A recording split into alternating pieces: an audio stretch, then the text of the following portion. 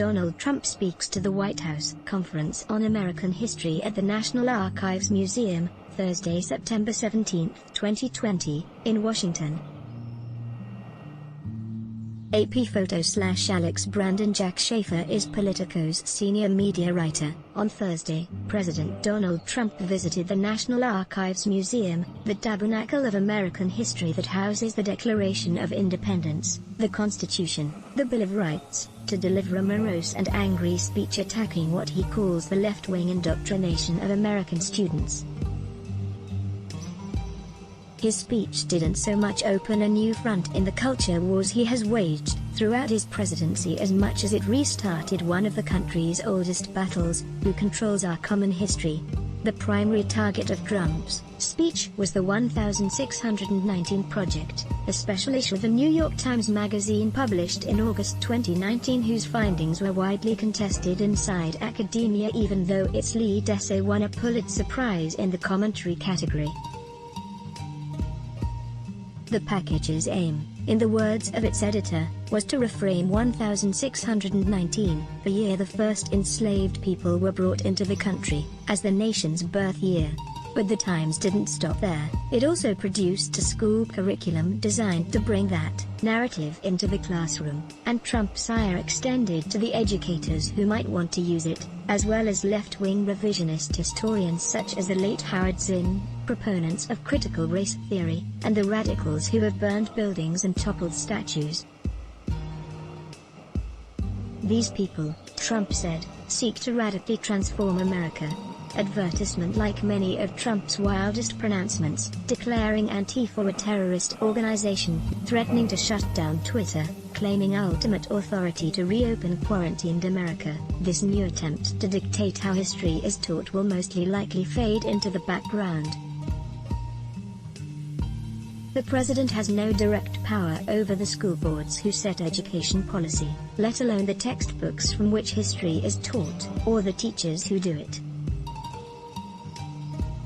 All he can do is jawbone, but as we've learned, if all he can do is jawbone, he's more than happy to do so. The Trump plan, announced in his speech, is to establish a 1776 commission that will promote patriotic education and beat back the alleged slanders against the nation's character. It's likely to accomplish nothing. Likewise, the federal grant to support the development of a pro-American curriculum that celebrates the truth about our nation's great history that he talked about at the National Archives Museum will likely achieve nothing concrete. In attempting to place his personal, political mark on what children learn in schools, Trump is no originator. In a fine survey piece this week by Olivia B. Waxman in Time, we learned that the political quarrel over the past, what the history textbooks should say, which accounts are elevated and which suppressed in the classroom, who composes curricula, has been contested in every generation since the Civil War. The historical is the political. For all the anxiety Trump's foray into classroom history is stirring up among horrified liberals, the only real surprise is how late he arrived on the field. That doesn't mean Trump's speech was an exercise in futility. It expanded his usual attack on the press by essentially accusing the New York Times of the political corruption of our youth. Said Trump, "This project rewrites American history to teach our children that we were founded on the principle of oppression, not freedom." It also aligned Trump against teachers, few of whom were going to vote for him anyway, and the educational establishment, once mocked by Trump's spiritual godfather George Wallace, who liked to refer to pointy-head college professors who can't even park a bicycle straight.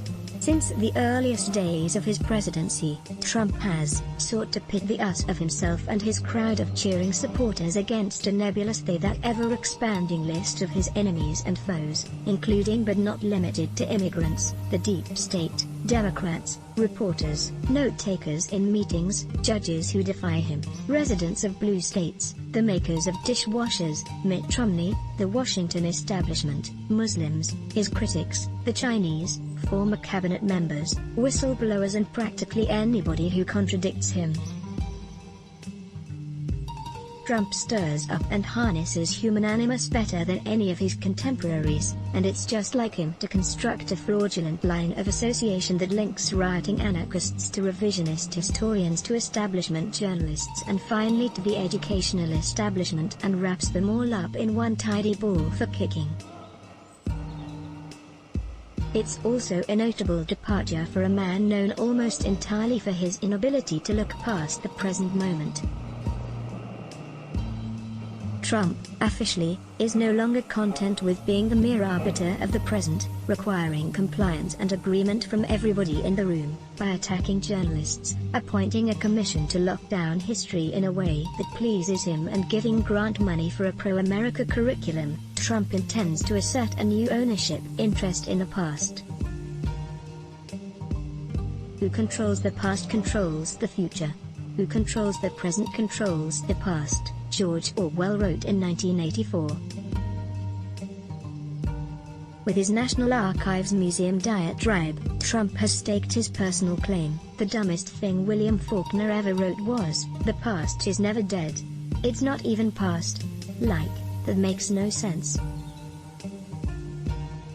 Send your favorite past lines to email protected. My email alerts considered a career in education. My Twitter feed was an education major. My RSS feed's favorite movie is out of the past. Let's block ads. Why? Show your love for him. Click the link in description. Thanks for watching.